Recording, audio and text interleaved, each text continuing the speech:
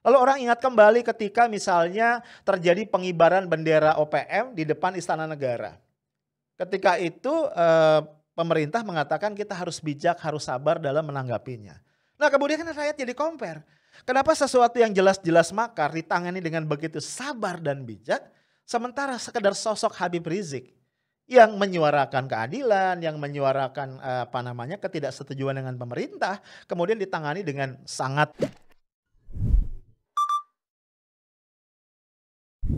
Dalam kunjungan Majen Dudung Abdurrahman, Pangdam Jaya ke studio TV One di Pulau Gadung, ya, pada tanggal 17 November 2020 yang lalu, beliau ikut mengomentari kondisi Jakarta pasca kepulangan Habib Rizik Syihab.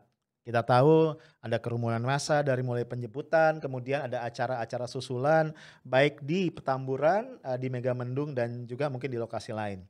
Yang gue ingat Cipayung ya misalnya. Nah, kemudian ini gua kutip sebagian dari komentar Majen Dudung ya. Beliau mengatakan begini, untuk pengamanan ada level Satpol PP. Jika tidak bisa diatasi, maka meminta bantuan ke kepolisian. Jika semua itu tidak bisa, barulah TNI diperbantukan. Nah ini kata Pak Dudung begitu ya. Lalu, nah ini yang penting, Pak Dudung melanjutkan, tugas TNI besar sangat. Ini diksinya ini agak ke Melayu-Melayuan ya. Tugas TNI besar sangat. HRS itu bukan musuh TNI, rakyat biasa tegasnya. Nah ini perlu digarisbawahi. Jadi pertanggal 17 November itu Pak Dudung masih menegaskan HRS itu rakyat biasa. Sama kayak gua, sama kayak lu ya, bukan musuh TNI. Kendati demikian, lanjut Pangdam, jika kelompok Rizik Syihab bergerak dan mengarah pada perpecahan persatuan dan kesatuan bangsa, ingat ya ada kata dan, bukan sekedar bergerak. Bergerak dan mengarah pada perpecahan persatuan dan kesatuan bangsa, maka dirinya tidak akan pernah memberikan toleransi pada kelompok manapun termasuk pada simpatisan Ormas FPI. Yang mengganggu persatuan keutuhan NKRI, jangan coba-coba di Jakarta. Saya hajar itu tegasnya. Tegas banget ya Pak Pangdam. Nah buat gue ini menarik ya. Karena di awal itu sikap Pak Dudung Abdurrahman sebagai penanggung jawab keamanan DKI Jakarta tuh clear banget. Tadi ya Habib Rizik Syihab itu rakyat biasa bukan musuh TNI, dan TNI kalaupun akan dilibatkan dalam proses pengamanan kegiatan-kegiatan atau keramaian yang ada di DKI termasuk yang terkait dengan Habib Rizik dan FPI itu adalah diperbantukan. Jadi Satpol PP kalau nggak mampu pemerintah DKI akan minta bantuan kepolisian setempat, kalau masih tidak tertangani baru TNI akan turun. Ya ini kan clear banget ya. Walaupun kemudian ada catatan, kalau sampai kelompok manapun bukan cuma FPI ya, itu mengganggu persatuan dan kesatuan di Jakarta, maka TNI akan turun dengan tegas. Nah 3 poin itu yang gue tangkap dari statement Pak Dudung. Nah kemudian guys, sebagaimana gue cerita ya di video gue sebelumnya, di yang lalu atau yang 2 sebelumnya ya, itu kan kemudian terjadi mulai nih penurunan baliho HRS. Ya, satu yang mulai viral, yang pertama itu yang terjadi malam-malam. Ada kelompok orang pakai baju loreng ya kan, kemudian buru-buru banget gitu loh ya di dalam proses untuk menurunkan baliho itu. Nah ketika itu FPI minta klarifikasi karena baju loreng kan identik dengan orang-orang dari kesatuan militer gitu. Nah waktu itu Kapuspen TNI kalau gua nggak salah ya Pak Riyad atau kalau siapa ya namanya nama lengkapnya Pak Riyad kalau gua nggak salah itu mengatakan membantah bahwa tidak ada perintah dari pihak-pihak pimpinan TNI untuk melakukan itu. Nah ini kemudian menimbulkan spekulasi. Nah sampai sini kan sebenarnya menurut gua everything is still okay. Ya kita memang berharap bahwa TNI tidak terlibat dalam hal-hal seperti ini. Tidak melibatkan diri tepatnya. Tapi kemudian kan ada statement dari Panglima walaupun tidak mengarah atau tidak menyebutkan secara eksplisit FPI. Ya intinya adalah ancaman pada mereka yang mengancam persatuan dan kesatuan NKRI. Lalu disambut lagi oleh Pak Dudung. Yang ketika itu dengan tegas mengatakan bahwa pencopotan baliho, ya baliho-baliho yang HRS seputar Jakarta yang dilakukan oleh kesatuan TNI itu adalah atas perintah dia.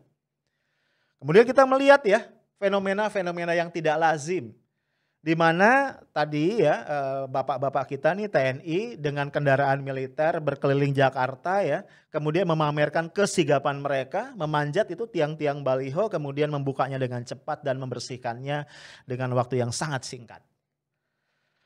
Nah, pertanyaan gue nih, pertanyaan logik ya. Dari sekitar tanggal 17, tanggal 19 ke tanggal 20-an itu emangnya ada kegentingan apa? Ya, ini yang mengganggu gue nih.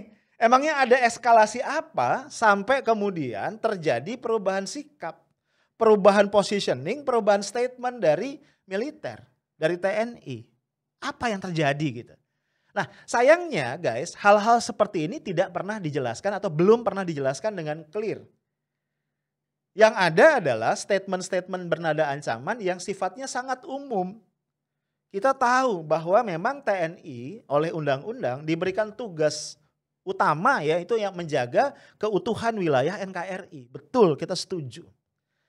Tapi kemudian pertanyaannya, ya ini yang setahu gua ya, ketika TNI dilibatkan di dalam urusan-urusan sipil, itu harus dengan keputusan politik pemerintah.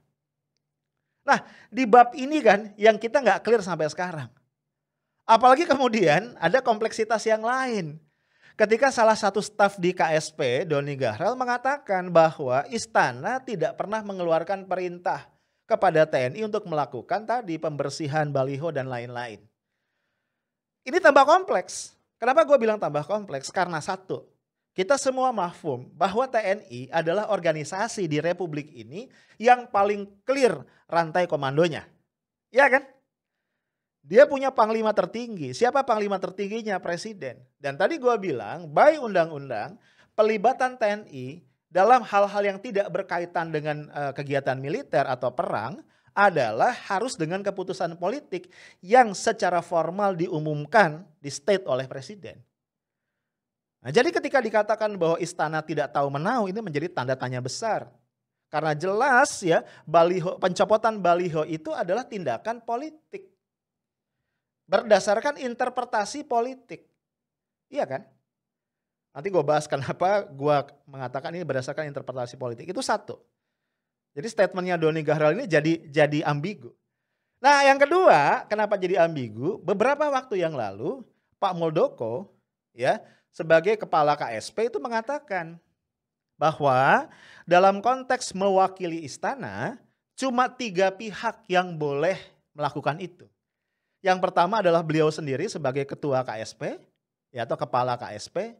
Yang kedua adalah Menteri Sekretaris Kabinet Pramono Anung. Yang ketiga adalah Menteri Sekretaris Negara Pak Pratikno. 3 orang itu. Yang lain tidak boleh bicara mewakili istana.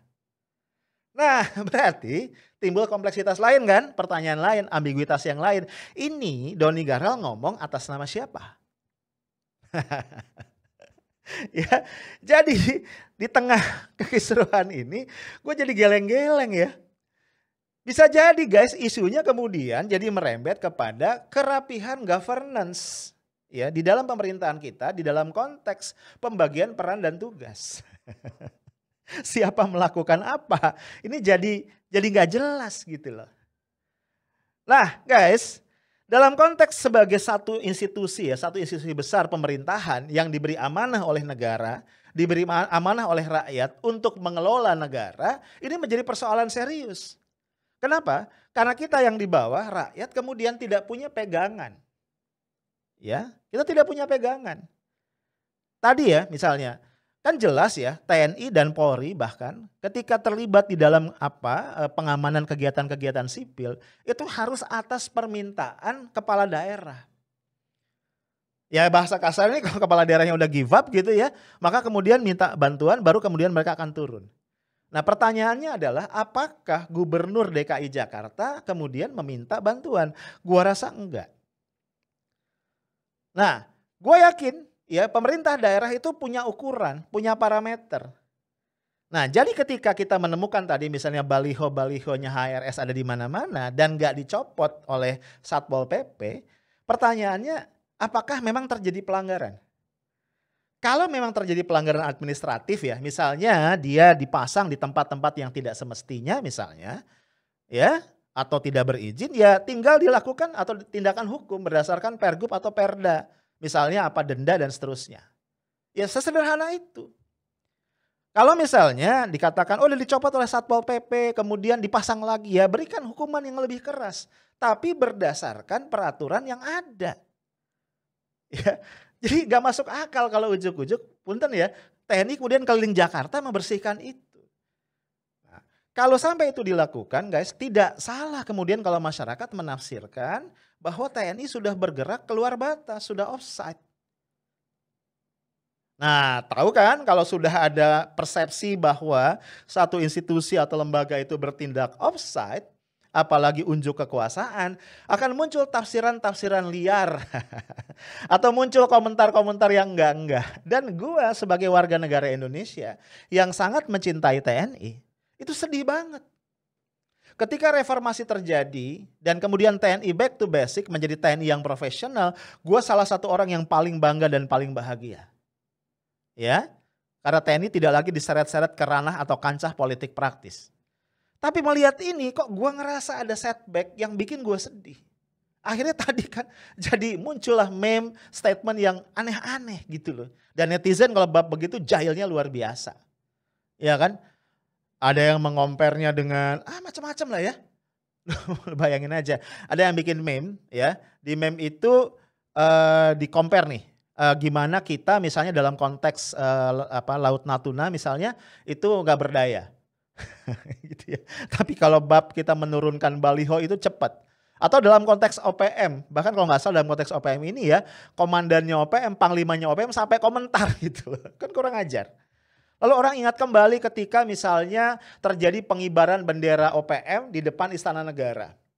Ketika itu pemerintah mengatakan kita harus bijak, harus sabar dalam menanggapinya. Nah kemudian kan rakyat jadi compare. Kenapa sesuatu yang jelas-jelas makar ditangani dengan begitu sabar dan bijak, sementara sekedar sosok Habib Rizik yang menyuarakan keadilan, yang menyuarakan ketidaksetujuan dengan pemerintah, kemudian ditangani dengan sangat militeristik begitu. Dan ini kemudian sudah dikomplain, sudah diprotes oleh banyak pihak. Anggota Dewan, Wakil Ketua MPR, penggiat hak asasi manusia, kemudian Kontras. Semua orang sudah bicara mengkritisi hal ini. Nah, kenapa? Karena perlu kita pahami ya. Kalau ini dibiarkan dan kemudian tidak segera dikoreksi, maka wajar kalau masyarakat sipil itu worried. Bisa jadi hari ini yang berhadap-hadapan adalah seolah-olah antara TNI dengan FPI sebagai satu komponen dari masyarakat. Dan FPI itu bagian dari masyarakat sipil, bukan bagian dari negara. Kalau ini tidak dikoreksi, maka bukan tidak mungkin kemudian di hari-hari yang akan datang ya alat-alat kekuasaan negara seperti TNI dan lain-lain akan diperhadapkan lagi dengan kelompok-kelompok kritis yang lain. Dan tentu kalau ini terjadi adalah setback yang parah di dalam konteks demokrasi. Nah, sehingga menurut gua ada banyak hal yang perlu diperjelas. Ya, perlu diperjelas. Ya tadi misalnya perubahan sikap dari tadi Pak Dudung mengatakan bahwa HRS itu bukan ancaman bagi TNI sampai kemudian ada respon-respon yang sangat eksesif. Ini kan cuma bisa dijelaskan kalau ada emang perubahan apa ya. Kedaruratan apa, kegawatan apa, emergensi apa yang terjadi. Nah, dalam konteks ini ya, gue ingin sedikit perluas ya analisis kita. Gue merasa agak aneh nih ya. Harusnya kan begini nih, ini punten ya. Waktu Pak Prabowo Subianto memutuskan masuk ke dalam pemerintahan, ya menerima tawaran dari Pak Presiden Jokowi untuk menjadi Menteri Pertahanan. Narasi yang waktu itu beliau kedepankan adalah untuk merekatkan kembali persatuan dari rakyat. Yang kita akui suka tidak suka itu terbelah ketika Pilpres. Sudah dimulai dari sebenarnya Pilkada DKI 2017 ya. Terus itu dipanasin sampai ketika Pilpres 2019. Nah dalam konteks itu lu boleh setuju boleh enggak. Tapi Pak Prabowo sudah mengambil langkah itu. Ya, nah bayangan gua nih ketika terjadi ketegangan, Pak Prabowo itu punya hubungan historis bagaimanapun dengan Habib Rizik Syihab. beliau maju sebagai capres berpasangan dengan Sandiaga Uno di tahun 2019 antara lain diusung oleh atau di-endorse oleh Habib Rizik Syihab. Walaupun ketika itu HRS masih ada di Mekah. Gua inget banget bahkan dalam salah satu kampanyenya Pak Prabowo bikin statement. Kalau saya menang itu begitu saya menang saya yang akan menjemput HRS ke Mekah. itu gue gak bakal lupa, boleh dicari jejak digitalnya, gue yakin akan ketemu. Nah menurut gue dalam situasi seperti ini harusnya tidak terlalu susah untuk menjembatani komunikasi. Iya kan? Karena TNI itu kan di bawah koordinasi Menteri Pertahanan. Menteri Pertahanannya Pak Prabowo. Gitu kan? Persoalan komunikasinya ini dengan Habib Rizik Syihab. Pak Prabowo punya hubungan historis dengan Habib Rizik. Masa ia tidak bisa menjembatani komunikasi? Sehingga terjadi dialog ya yang insya Allah berujung pada rekonsiliasi. Setidaknya saling memahami. Sehingga kemudian masyarakat tidak terus ya dibuat kebingungan dengan manuver-manuver yang ada. Belum lagi ini terus bergulir ya, bahasa-bahasa saling mengirim sinyal ya dengan bahasa kekuasaan ini terus bergulir. Misalnya kemudian kita lihat ada video ya, kalau nggak salah dari Satuan Brimob ya dengan kendaraan taktis mereka, itu kembali di Petamburan melakukan desinfektanisasi, penyemprotan jalan, trotoar segala macam. Guys, menurut gue sih dalam konteks kita berhusnuzon bagus-bagus aja. Cuman satu, kenapa pakai kendaraan taktis? Yang kedua, yang merujuk sama statementnya WHO gitu ya. Ternyata kan WHO jauh-jauh sudah bilang penyemprotan desinfektan di jalan, di trotoar itu nggak worth it, malah berbahaya gitu loh. Ya, kenapa nggak worth it? Karena debu dan lain-lain itu akan menonaktifkan zat aktif yang ada pada disinfektan. Jadi nggak ada gunanya. Yang kedua, trotoar jalan segala macam itu memang bukan tempat bersarangnya COVID-19. Gitu. WHO sudah tegaskan ya, yang paling manjur itu adalah cuci tangan, jaga jarak sama pakai masker gitu. Jadi bukan menyemprot. Ketika penyemprotan dilakukan secara serampangan justru bahaya bagi masyarakat. Nah, kan kalau ditarik ke sana akhirnya pertanyaannya ini ada koordinasi nggak sih? Ada pertimbangan mendalam nggak sih? Atau memang respon dengan tadi ya ada satu agenda yang nggak pernah dijelaskan kepada masyarakat. Again yang gue khawatir ya, yang begini-begini ini bikin masyarakat kemudian jadi usil, jadi jahil gitu ya. Ya contoh misalnya ya, ini kalau gue tambahin dikit. Akhirnya apa? FPI merespon kan tindakan penurunan apa segala macam baliho itu. Apa bentuk responnya? Ucapan terima kasih kepada TNI. Gue pas baca, ampun ya. Tapi mungkin ya insya Allah mereka tulus lah ya. Dengan tulus mengucapkan terima kasih kepada TNI. Kenapa? Karena rangkaian acara penyambutan Habib Rizik Syihab sudah selesai ya. Sehingga memang itu harusnya diturunkan. Dengan TNI sudah membantu menurunkan dengan cepat, rapi dan seksama. Berarti kita nih gak perlu lagi repot-repot buat nurunin. Yang kocak di Mataram ya, ketika aparat gabungan menurunkan, rakyat protes dan memaksa agar itu dipasang kembali dan dipasang lagi. Nah guys, sebenarnya kalau memang pihak-pihak yang terlibat, yang terkait para stakeholders dari persoalan ini punya niat baik untuk meredakan ketegangan, untuk menurunkan tensi politik, dialog, ngobrol santai sambil ngopi rasanya adalah solusi terbaik. Ya, instead of terus melempar sinyal-sinyal dengan bahasa kekuasaan. Ada orang-orang yang kita harapkan bisa mengambil peran sebagai jembatan yang baik. Sayangnya orang-orang itu diam.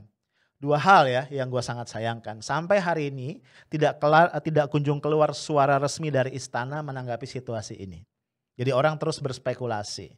Yang kedua tadi gue merindukan kehadiran Pak Prabowo sebenarnya dalam situasi kayak gini. Gue yakin dia bisa jadi jembatan komunikasi yang efektif kalau dia punya niat untuk itu. Itu aja guys dari gue. Terima kasih. Stay tough, smart, and professional. Assalamualaikum warahmatullahi wabarakatuh.